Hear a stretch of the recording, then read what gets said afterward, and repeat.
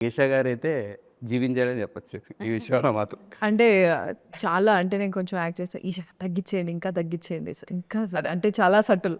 సెటిల్డ్‌గా అండి. క్యారెక్టర్ అంటే ఒక విలేజ్ అమ్మాయి ఎలా ఉండాలో, అంటే మా చుట్టుపక్కల ప్రాంతంలో అంటే విలేజ్ అమ్మాయిలు ఎలా ఉంటారో చూస్తూ పెరిగాను కాబట్టి కొంచెం సెటిల్డ్‌గా ఉండాలండి. కొంచెం ఒక లేతే కన్నీళ్ళు రెండే రావాలి, లేకపోతే లైట్‌గా రావాలి.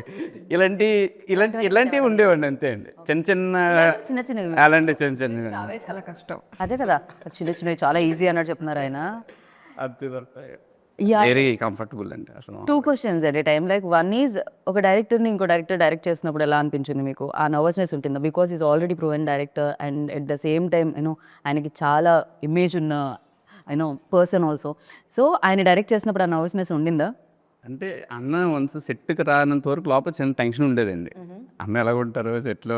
యాక్చువల్లీ నేను ఈ సినిమాకి ఫస్ట్ టైం నేను అన్న కలిశాను అనమాట.